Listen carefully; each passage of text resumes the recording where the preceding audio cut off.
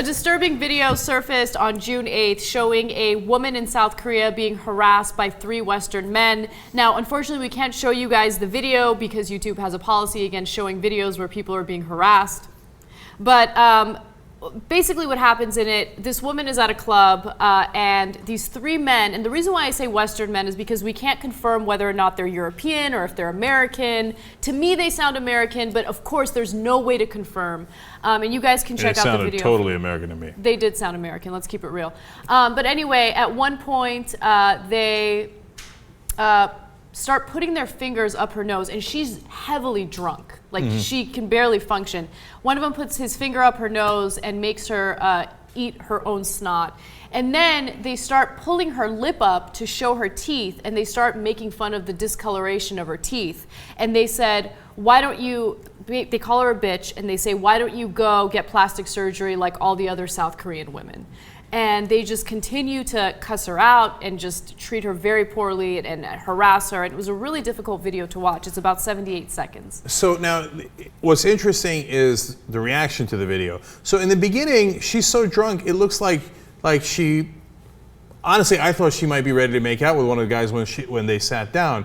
And so now if they were gonna tape that, it's a little obnoxious, but whatever, right? But they turned so cruel. They went from, like, first of all, commenting on her looks, and they pull her hair aside and show her breasts, etc. Obviously cleavage, not the whole breast, yada yada. And you're like, oh, that's kind of ugly, don't do that. Then it got really nasty and all the things that Anna pointed out. And there's 2 different things here. One, as I watched that, I thought, man, human beings are such animals. It's like the 2 of them together immediately went from, like, they turned a switch, and I thought, boy, man, if there weren't other people around, how ugly could that have really gotten, right? They went from, like, hey, is she hot, and objectifying her, which is already, has issues, but you're at a club and you might understand, whatever, right? To, like, let's treat her like a piece of meat and humiliate her and manhandle her, and then finally she got up and ran away, even in her drunk state. Yeah, definitely. So he starts shoving her, punishing her for displeasing him. He shouts at her to get plastic surgery like every other little Korean girl.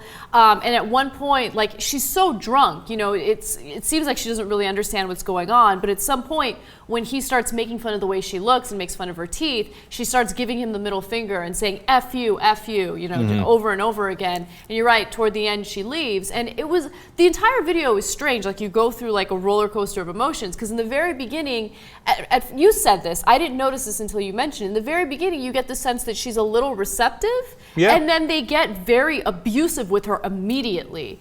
And they're such dicks. Yeah. So now that's the one thing, what it says about humanity and what those guys did, it's just kind of a little revolting, but I'm afraid is in a lot of people, right? That ability to do that, and it depends on the context you're in. Then number 2, there becomes a racial and ethnic component here, because a lot of South Koreans are understandably livid over this, right? And then the Korean men, according to the Washington Post, have had varying reactions, from being mad at the Westerners. You come in here and you want to, and it sometimes not just have sex with our women, but then abuse them in this way, etc. And there's a lot of resentment, etc. in that way.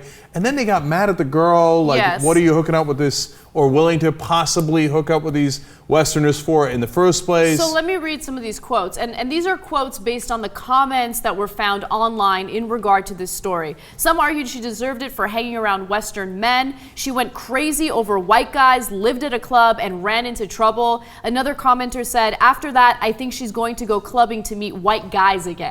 So, there's like this blaming the victim situation happening, which, by the way, when you look at the gender gap, there are gender gap studies done in South Korea. The gender gap is huge, especially when it comes to work opportunities for women and the way women are treated when it comes to sexuality and stuff like that. That's interesting. Yeah. One of the theories is that South Korean women might be more receptive to Western men because they treat them more equally and with more respect. Certainly not in that case. Exactly. Right? And so I think that theory might have some validity to it, but at the same time, it's probably mainly, it's different. It's somebody from a different country, and you know the phenomenon when you go on vacation doesn't really count. What happens in Vegas stays in Vegas, right? Whereas the Korean guy might know your family and friends. Well, that guy from Nebraska doesn't know anybody, right? There's an element of that too. And look, and this doesn't just happen in Korea. I remember way back when I was in college, I went to because Steve O, who now works here, and I were friends from high school, and he had gone to Cornell. I went to go visit him. We went to a Korean dance, and every Korean guy there was looking at me like, "You're looking at our women? Did you come here for our women?" And I was like, "Calm down, dude. I'm not here for your women. I'm here for Steve O."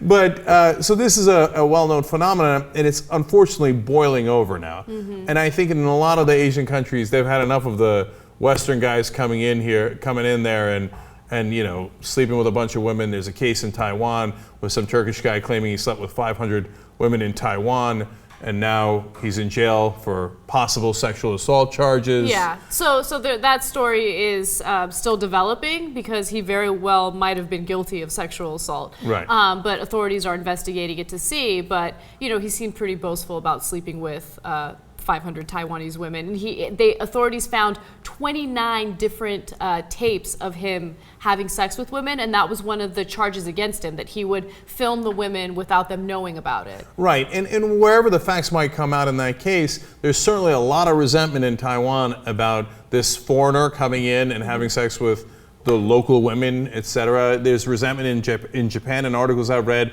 about the guys who come in as English teachers and wind up having sex with a lot of the Japanese girls, etc. And I think it's kind of getting to a point where people are saying, enough is enough. I don't know if it's connected to resentment over America and our bully role lately in the last 12 years or so in the world, but a lot of people are saying, damn it, we've had enough of this BS, and this video is a way of hitting that tipping point in South Korea.